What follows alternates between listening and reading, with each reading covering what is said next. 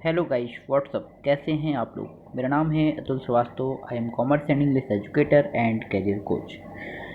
Friends, today I am going to discuss cash flow statement that is really very important chapter for the commerce side student. If you are affiliated to CBSE, ISC as well as UP board, then all the board considered this chapter very important. So UP board में तो 10 marks का ये chapter आना है। 10 marks का question आएगा। CBSE में 5 marks का आएगा। तो 5 मार्क्स के क्वेश्चंस के लिए आपको मेहनत करनी पड़ेगी और 10 मार्क्स के लिए भी मेहनत करनी पड़ेगी। कुछ नहीं करना है, सिर्फ मेरे वीडियो को ध्यान से देखना है, अपने नोट्स प्रिपेयर करने हैं और एक बार इस नोट्स को अपनी कॉपी में नोट करने के बाद एक बार रिवीजन कर लेना है और बस आपका कैश फ्लो स्टेटमेंट कंप्लीट हो जाएगा। आइए समझते हैं कैश फ्लो स्टेटमेंट क्या है। ज़्यादा टाइम वेस्ट नहीं करेंगे और अपने दोस्तों तक इस वीडियो को शेयर कर दीजिएगा। अगर आपको वीडियो पसंद आएगा और आपको एक चीज़ समझ में आएगी तो अपने दोस्तों तक शेयर करना ना भूलिएगा। साथ ही साथ चैनल को सब्सक्राइब कर लीजिए, क्योंकि ये चैनल आपका कॉमर्स, इंग्लिश और गवर्नमेंट जॉब की प्रिपरेशन के लिए, कॉमर्स साइड के जितने भी कोर्सेस हैं उनके लिए बना रहेगा। इंग्लिश सिखाता रहेगा और साथ ही साथ गवर्नमेंट जॉब के जो भी कोर्सेस आते हैं, बी ग्रेड, सी ग्रेड के एग्ज़ाम्स होंगे, उनके लिए भी ये चैनल हेल्पफुल होगा। तो आगे के करियर गाइडेंस के लिए आप इस चैनल के साथ जुड़े रहिए और अपने दोस्तों को भी इससे जोड़िए। ठीक है, आइए फ्रेंड्स, हम लोग स्टार्ट करते हैं आज कैश फ्लो स्टेटमेंट। देखिए ये क्या है, इसके बारे में सबसे पहले हम लोग जानते हैं। देखिए कैश फ्लो स्टेटमेंट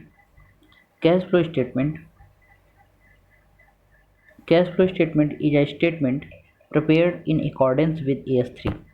सबसे पहले तो आप लोग ये जान लीजिए कि कैश फ्लो स्टेटमेंट AS3 के बेस पर बनाया जाता है। AS3 क्या है?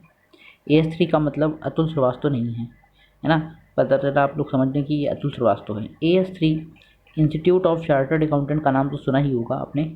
Institute of chartered accountant of India AS3 issue करता है। AS3 एक प्रकार का रूल होता है। क्या होता है?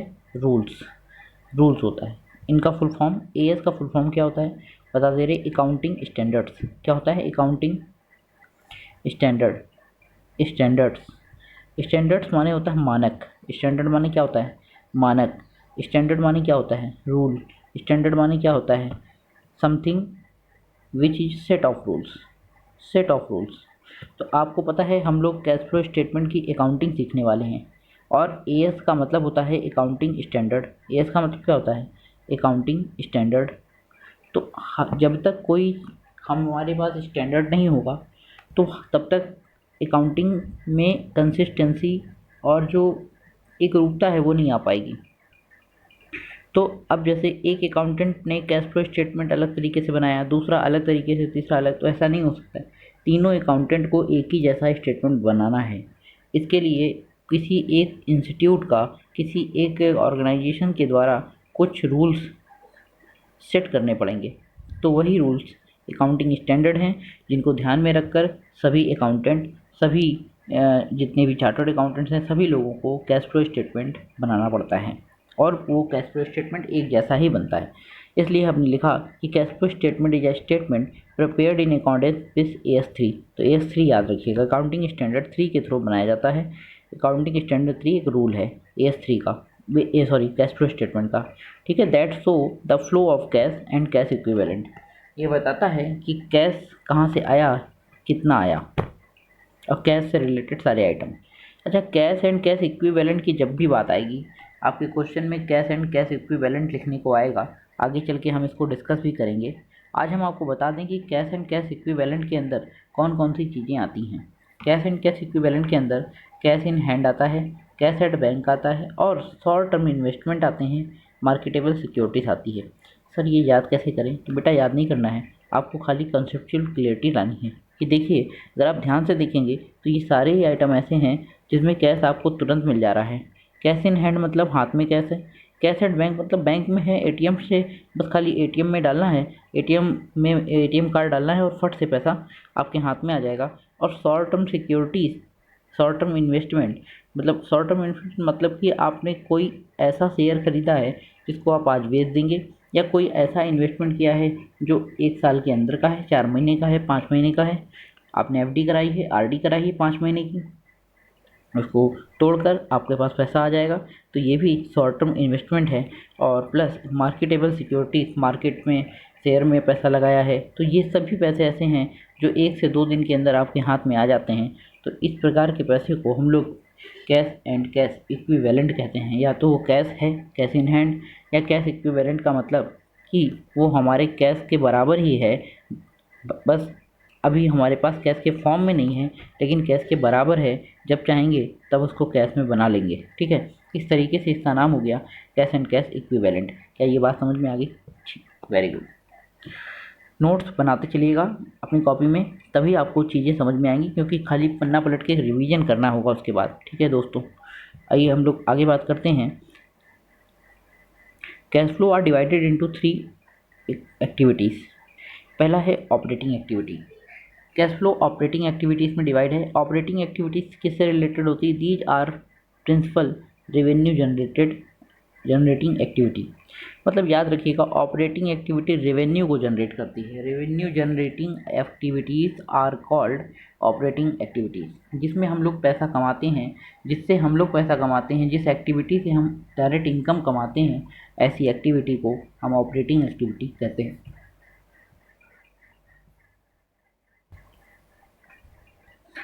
इसके बाद दोस्तों आती है इन्वेस्टिंग एक्टिविटी। सोचो ध्यान से, पहले हम ऑपरेटिंग पे थोड़ी बात और कर लेते हैं। जैसे कुछ बिजनेस के एग्जांपल लेते हैं, तभी आपको समझ में आएगा ऑपरेटिंग एक्टिविटी। जैसे मान लीजिए कि मेरा जो है इलेक्ट्रिक आइटम के सेल का बिजनेस है। किसका?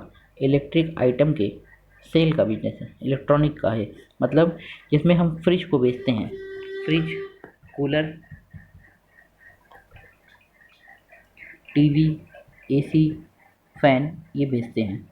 अगर ये हमें सेल करने का बिजनेस है, जब जब ये सेल होगी तो ये हमारी ऑपरेटिंग एक्टिविटी का पार्ट है ना।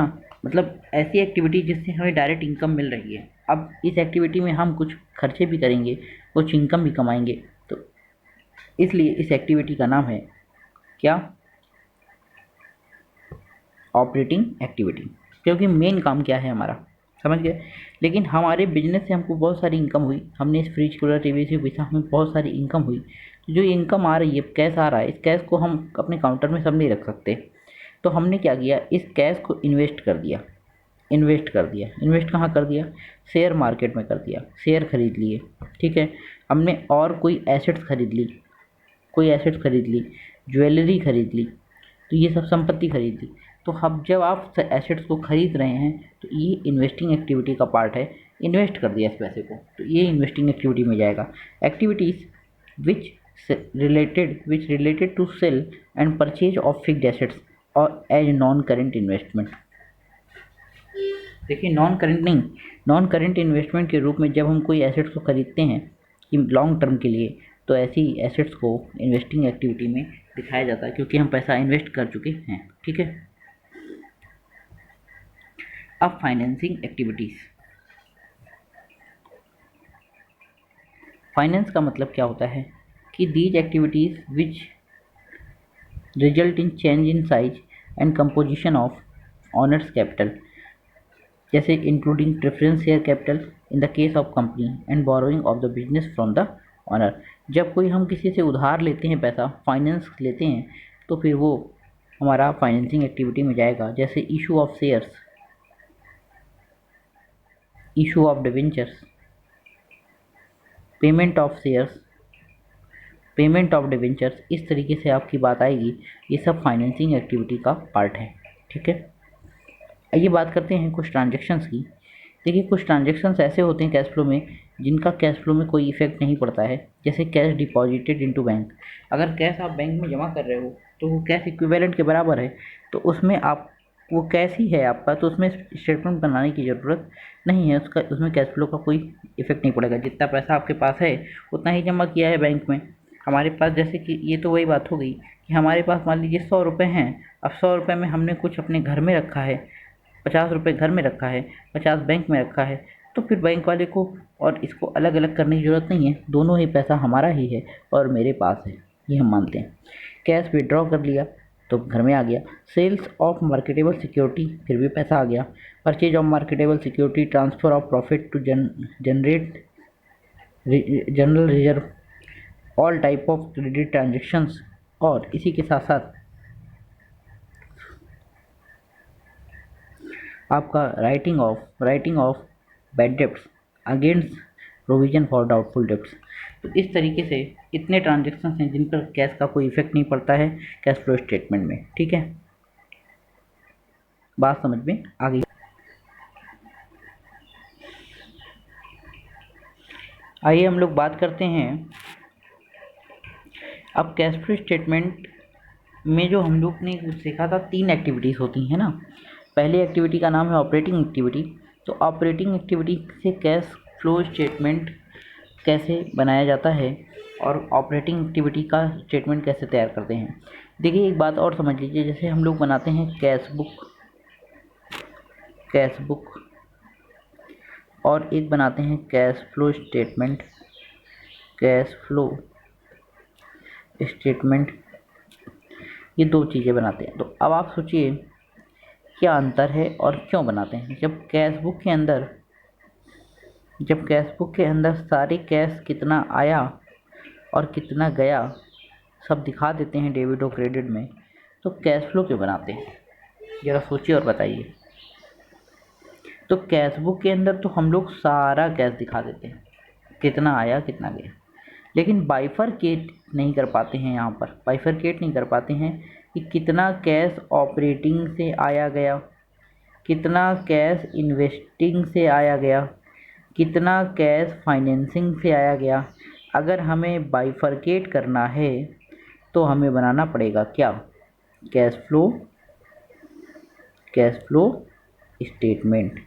जब हम बाइफरकेट करके जानना चाहते हैं कि कितना कैश ऑपरेटिंग से आया गया, कितना कैश इन्वेस्टिंग से आया गया, कितना कैश फाइनेंसिंग से आया गया, तब हम बनाते हैं कैश फ्लो स्टेटमेंट। ठीक, चलो आइए हम लोग फॉर्मेट को ध्यान से देखते हैं और समझते हैं। फॉर्मेट बहुत इंपॉर्टेंट है। ऑपरेटिंग एक्टिविटी अच्छे से सीखनी है क्योंकि फाइनेंसिंग और इन्वेस्टिंग आसान है, ऑपरेटिंग थोड़ा सा टफ है। तो ऑपरेटिंग तब क्या है थोड़ा सा समझना है बस। Cash flow statement from operating activity, from कर लीजिएगा। कैसे, नेट प्रॉफिट, सबसे पहले हम लोग बेस लेते हैं नेट प्रॉफिट का। अच्छा एक चीज़ और समझ लीजिए, कैश फ्लो स्टेटमेंट जो है वो हम लोग 2 मेथड से बनाते हैं, एक है इनडायरेक्ट मेथड, एक है डायरेक्ट मेथड। ये भी नोट करिए अपनी कॉपी में। तो जो इनडायरेक्ट मेथड है ये जो है हमारे कोर्स में केवल यही मेथड है। The indirect method is only in our course. Direct method हमारे कोर्स में नहीं है, लेकिन हम बात पूरी करेंगे आज।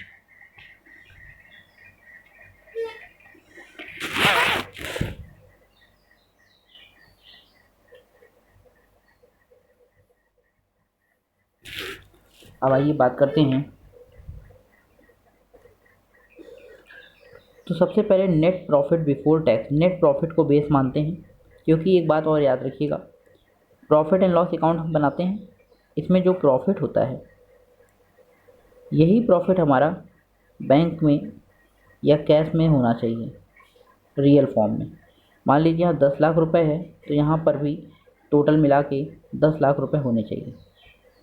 अब ये क्या होता है कि यहाँ पे ये हो सकता है प्रॉफिट कम हो जाता है और बैंक में पैसा ज़्यादा होता है। रियल लाइफ में क्या होता है, प्रॉफिट तो 10 लाख दिखा हुआ है लेकिन बैंक में हमारे और कैश में हमारे पैसा मिलाकर करीब 12 लाख रुपए होता है। तो ये 2 लाख रुपए ज़्यादा क्यों होते हैं, इसी की वजह से हम स्टेटमेंट बना के अपनी चीज़ों को चेक करते हैं कि एक्स्ट्रा क्यों है 2 लाख रुपए। क्योंकि कुछ खर्चे ऐसे होते हैं जो कैश में होते नहीं हैं लेकिन प्रॉफिट एंड लॉस अकाउंट में दिखाए जाते हैं, इसी वजह से प्रॉफिट कम हो जाता है और कैश में जब खर्चा हुआ ही नहीं है तो वो कैश हमारा बचा रह जाता है। इसलिए कैश में ज़्यादा पैसा बच जाता है और प्रॉफिट में पैसा कम। इसी चीज़ को स्टेटमेंट में हम दिखा देते हैं और इस स्टेटमेंट का नाम है कैश फ्लो स्टेटमेंट। आइए यहाँ तक बात समझ में आई, ठीक है। अब हम लोग बात करेंगे नेट, सबसे पहले बेस लेते हैं नेट प्रॉफिट, इसीलिए क्योंकि नेट प्रॉफिट से ही हम लोग बैंक के बैलेंस तक पहुंचते हैं और हमारा कितना पैसा टोटल है ये हम पता करते हैं। तो net profit before tax and extraordinary item ले लेना। अगर पेपर में before tax and extraordinary item का नेट प्रॉफिट नहीं दिया है, पेपर में आफ्टर दिया हुआ है, तो वर्किंग नोट बनाना पड़ेगा, उसको पीछे सीखेंगे। आफ्टर से हमको बिफोर में आना पड़ेगा और फिर बिफोर वाले को ही लेना होगा। ठीक है, तो सबसे पहले हमारा काम है net profit before tax and extraordinary item को लेना। इसमें हम लोग ऐड करते हैं नॉन ऑपरेटिंग एक्सपेंस या non cash expense. Non operating expense या नॉन कैश एक्सपेंस को हम लोग ऐड करते हैं। क्यों? क्योंकि नॉन ऑपरेटिंग, जो ऑपरेटिंग से जुड़ा हुआ नहीं है, उसको हम क्या करेंगे? ऐड कर देंगे। तो सीधी सी बात है, वो पैसा हमारे पास ऑपरेटिंग में, जो ऑपरेटिंग से जुड़ा नहीं है, उसको हम अपने प्रॉफिट में क्या करेंगे? ऐड करेंगे।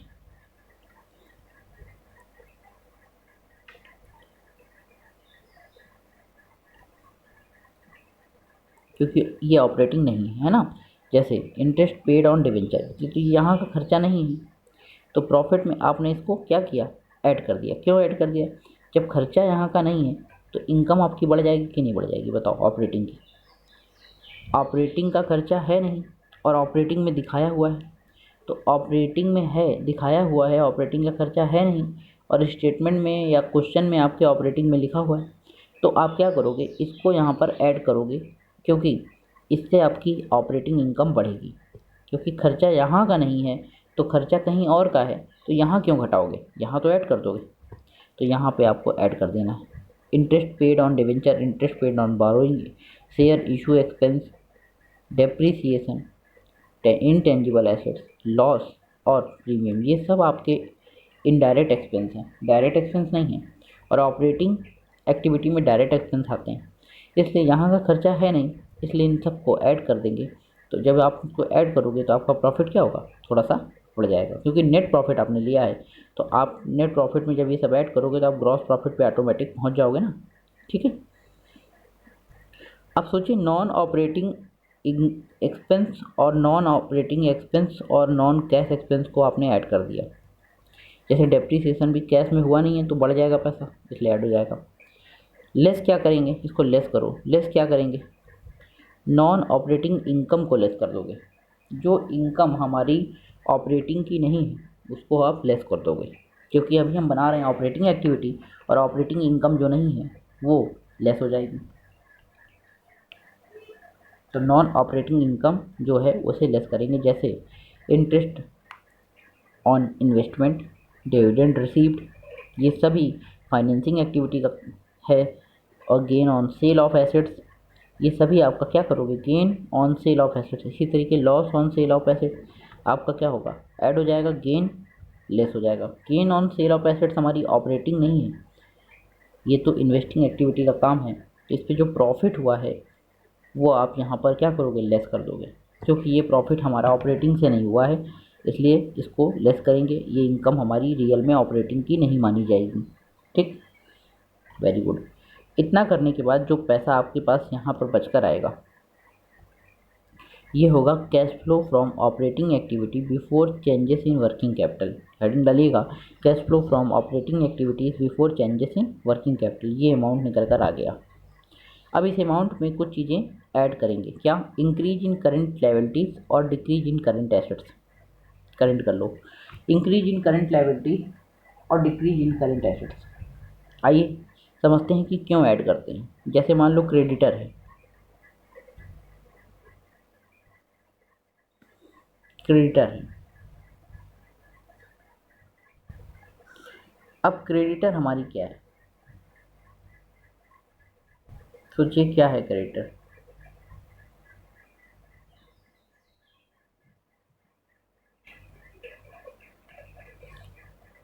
चलो एसेट्स में मानो, करंट एसेट्स हमारी क्या है? स्टॉक है।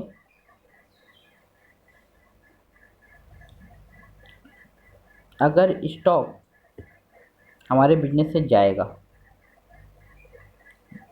तो स्टॉक डिक्रीज होगा कि नहीं होगा? और स्टॉक एक ही शर्त पे जाएगा, जब सेल होगी। और जब सेल होगी तो हमारे पास क्या आएगा? कैश आएगा। कैश आएगा तो कैश बढ़ेगा कि नहीं बढ़ेगा?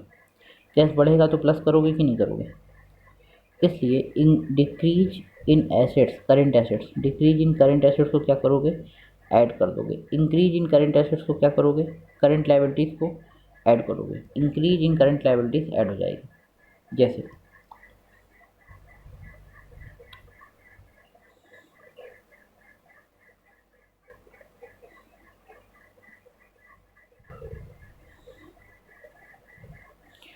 जब आपके क्रेडिटर बढ़ेंगे, इसका मतलब क्या? इसका मतलब कि आपने क्रेडिटर से माल खरीदा है, स्टॉक खरीदा है उधार, तो आपके खाते में कुछ स्टॉक आ गया, बोलिए, या फिर आपने किसी से शॉर्ट टर्म लोन लिया है। करंट लायबिलिटीज मतलब शॉर्ट टर्म लोन। अगर आपने किसी से शॉर्ट टर्म लोन लिया है तो कैश आया आपके पास, बोलो, कैश आया तो बढ़ेगा कि नहीं बढ़ेगा? इसलिए इंक्रीज इन करंट लायबिलिटीज को ऐड करेंगे और डिक्रीज इन करंट एसेट्स को लेस करेंगे। रीजन समझ में आ गया? अब डिक्रीज इन करंट लायबिलिटीज को आप घटा देंगे और इंक्रीज इन करंट एसेट्स को आप घटा देंगे। क्यों? देखिए, ये डिक्रीज इन करंट लायबिलिटीज को क्यों घटाएंगे? आपके पास क्रेडिटर थे 10 लाख के, आपने इनमें से 7 लाख के क्रेडिटर की पेमेंट कर दी। पेमेंट कितनी कर दी? पेमेंट कर दी आपने 7 लाख, बचे कितने? 3 लाख के क्रेडिटर। तो बताओ डिक्रीज हुए कि नहीं करंट लायबिलिटीज? डिक्रीज हुई। लायबिलिटी कितने लाख की डिक्रीज हुई? 7 लाख की, क्योंकि पेमेंट कितने की? 7 लाख की। अगर 7 लाख की आपने लायबिलिटीज अपनी कम कर दी है तो कैश से पेमेंट की है तभी तो कम की है। तो कैश जब बिजनेस से जाएगा तो माइनस होगा कि नहीं होगा? क्योंकि लायबिलिटी की क्या किया आपने? पेमेंट की, करंट लायबिलिटी की। तो डिक्रीज लायबिलिटी तभी होगी जब उसकी पेमेंट होगी। डिक्रीज इन करंट लायबिलिटी इसीलिए लेस होगी क्योंकि पैसा कम हो गया अब हमारा। और इंक्रीज इन करंट एसेट्स मतलब कि स्टॉक आपने खरीद लिया तो इस करंट एसेट्स हमारी इंक्रीज हो गई। अगर करंट एसेट्स इंक्रीज हुई तो कैश हमारा कम होगा कि नहीं होगा? बताओ भाई, स्टॉक अगर आएगा बिजनेस में तो बढ़ेगा, और स्टॉक तभी आएगा जब हमारे पास से पैसा जाएगा। पैसा जाएगा तो हमारा कम होगा, इसलिए माइनस। ठीक, समझ गए? इस तरीके से आपको ये याद रखना है। ये तो हो गया आपका। इसके बाद आप इसमें लेस करोगे इनकम टैक्स पेड और ऐड करोगे एक्स्ट्रा ऑर्डिनरी इनकम अगर कोई हो, जैसे कि insurance claim received. Insurance claim received आपकी एक्स्ट्रा ऑर्डिनरी इनकम है, ये ऐड करोगे। इतना करने के बाद एक्स्ट्रा ऑर्डिनरी एक्सपेंस अगर कोई है तो वो आ जाएगा आपका, वो लेस हो जाएगा। एक्स्ट्रा ऑर्डिनरी एक्सपेंस में voluntary retirement compensation paid expense, इसको लेस करेंगे। और इसके बाद फाइनली जो पैसा आएगा वो होगा कैश फ्लो फ्रॉम या यूज्ड इन ऑपरेटिंग एक्टिविटीज़। अब यूज्ड इन कब लगेगा, फ्रॉम कब लगेगा, समझ लीजिए। जब पॉजिटिव बैलेंस होगा तो फ्रॉम लगेगा, जब निगेटिव बैलेंस यहाँ पर आएगा तो यूज्ड इन लगेगा। तो इस तरीके से हम लोग ऑपरेटिंग एक्टिविटीज़ बनाते हैं। आपसे कहा था नेट प्रॉफिट बिफोर टैक्स नहीं दिया होगा तो हमको निकालना पड़ेगा वर्किंग नोट से। तो क्या है वर्किंग नोट, इसको समझ लीजिए। नेट प्रॉफिट बिफोर टैक्स के लिए वर्किंग नोट देखिए। सबसे पहले नेट प्रॉफिट जो ईयर का है वो ले लेंगे, उसमें क्लोजिंग माइनस ओपनिंग करेंगे। जो वैल्यू आएगी उसमें आप ऐड करोगे transfer to reserve, prepaid dividend, interim dividend paid, ये सब आप ऐड कर दोगे। क्योंकि जो चीज़ें वहाँ पे लेस होती हैं वही वो चीज़ें यहाँ पे ऐड हो जाती हैं। मतलब जिन चीज़ों से प्रॉफिट आपका कम होगा वो चीज़ें यहाँ पे ऐड करोगे तो हमारे पास आ जाएगा net profit before tax and extra ordinary item, क्योंकि रिवर्स ऑर्डर में चलना होता है। तो प्रॉफिट फॉर द ईयर आपको दिया हो, जैसे आप समझ लो ये क्या है, एक प्रकार से आप ये समझो profit and loss appropriation account बनाया आपने, इसमें यहाँ नेट प्रॉफिट दिखाते हैं क्रेडिट में। इसी में से आप क्या लिखते हैं, to transfer to reserve, reserve के बाद to special reserve, special reserve to tax paid, सारे खर्चे करते हैं, टू डिविडेंड पेड। फिर जो पैसा आता है वो डिविजुअल प्रॉफिट होता है। फिर ये प्रॉफिट होता है, बैलेंस CD के नाम से दिखाते हैं, याद करो। अब ये जो प्रॉफिट आता है बैलेंस CD, हमें यही प्रॉफिट दिया हुआ है मान लीजिए, और हमें क्या निकालना है, नेट प्रॉफिट बिफोर टैक्स, यानी कि यहाँ वाला प्रॉफिट निकालना है, और ये दिया हुआ है। तो यहाँ के जब खर्चों को आप ऐड कर दोगे इसके साथ, तो यहाँ का प्रॉफिट निकल आएगा कि नहीं। रिवर्स ऑर्डर में चलना होता है, इसीलिए यहाँ पे हम रिवर्स ऑर्डर में चल रहे हैं। नेट प्रॉफिट को ले लिया, उसके बाद ट्रांसफ़र, क्लोजिंग और ओपनिंग दो बैलेंस आती हैं, तो क्लोजिंग में से ओपनिंग को घटा देंगे।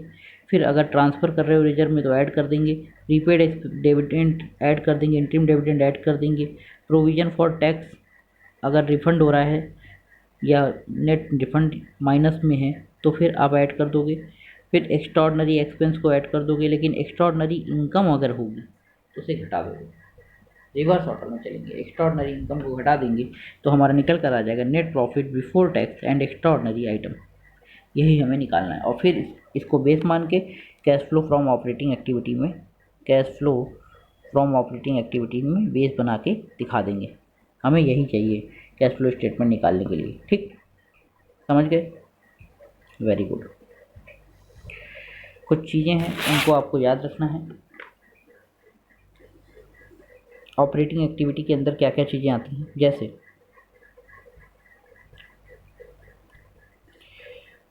Cash inflow, cash outflow. Inflow कैसे होगा, कैश सेल से पैसा आएगा, cash received from trade receivable से पैसा आएगा, रॉयल्टी फीस कमीशन से पैसा आएगा,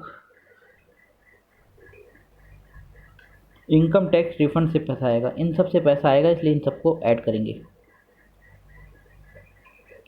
cash purchase, payment to trader, trade payable, payment to operating expense, payment of wages, income tax paid, इन सब से पैसा जाएगा, इसलिए इन सबको लेस करेंगे। ठीक, लेकिन अगर फाइनेंशियल कंपनी है तो उसका ऑपरेटिंग क्या होता है, फाइनेंशियल कंपनी का जो इंटरेस्ट मिलता है फाइनेंशियल कंपनी को, या डिविडेंड मिलता है फाइनेंशियल कंपनी को, फाइनेंशियल कंपनियाँ लोन प्रोवाइड करती हैं, इनको ब्याज मिलता है, यही इनकी ऑपरेटिंग एक्टिविटी की इनफ्लो है, इसलिए ये ऐड होगा, पैसा आएगा। Proceed from sale of security से पैसा आएगा, ये भी ऐड होगा। ब्रोकरेज मिलता है, दलाली मिलती है, उससे पैसा ऐड होता है। और पेमेंट फॉर इंटरेस्ट, अगर इंटरेस्ट की पेमेंट कर रहे हैं, डिविडेंड की पेमेंट कर रहे हैं तो पैसा घट रहा है, इसलिए ये लेस होगा।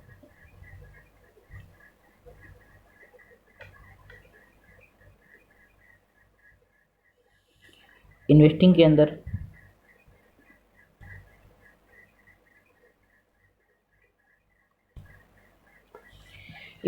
अंदर समझिए कैश इनफ्लो और कैश आउटफ्लो। इन्वेस्टिंग के अंदर आप अगर sale of fixed assets, sale of investment, interest received, dividend received, rent received, 5 चीज़ें आती हैं। Sale of fixed asset, sale of investment, interest received, dividend received और रेंट रिसीव्ड। और उस प्रॉपर्टी से रेंट रिसीव हुआ है जो इन्वेस्टमेंट के लिए आपने रखी है।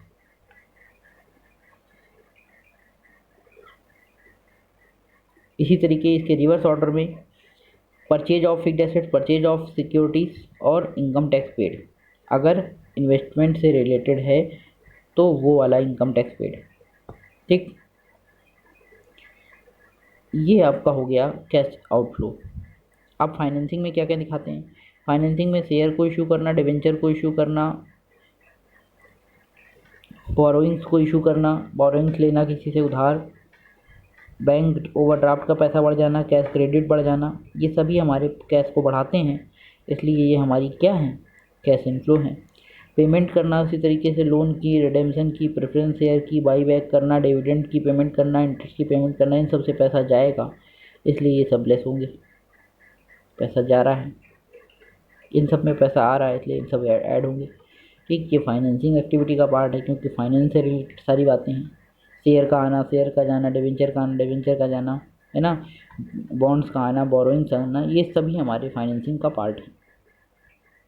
तो इस तरीके से हम लोगों ने इस लेक्चर में सीखा कैश फ्लो स्टेटमेंट क्या है, और ब्रीफ डिस्क्रिप्शन हमने लिया कैश फ्लो स्टेटमेंट क्या है और कैसे प्रिपेयर होता है। अब आप लोगों को अकाउंट बनाना इस चैप्टर में सीखना होगा दोस्तों। अकाउंट बनाना थोड़ा सा टेक्निकल है, अगर आपने इसको सुन लिया, ध्यान से समझ लिया और अपनी कॉपी में नोट्स कर लिया तो अकाउंट भी आप लोग बना लेंगे, अकाउंट बनाने में भी दिक्कत नहीं आएगी। तो मैं छोटे छोटे पार्ट्स में सोच रहा हूँ कि कैश फ्लो स्टेटमेंट का आपका रिवीजन कराऊँ, क्योंकि कैश फ्लो स्टेटमेंट एक बहुत अच्छा टॉपिक है। तो अभी तक हमने इंट्रोडक्शन ले लिया है, लेक्चर 1। लेक्चर 2 आपका स्टार्ट होगा, जिसमें हम लोग अकाउंट्स बनाना सीखेंगे और उसके बाद हम लोग क्वेश्चंस बहुत सारे करेंगे और इसी के साथ फिर कैश फ्लो हमारा ओवर होगा। तो फ्रेंड्स, नेक्स्ट लेक्चर देखना ना भूलिए। तब तक के लिए have a nice day. Thank you very much.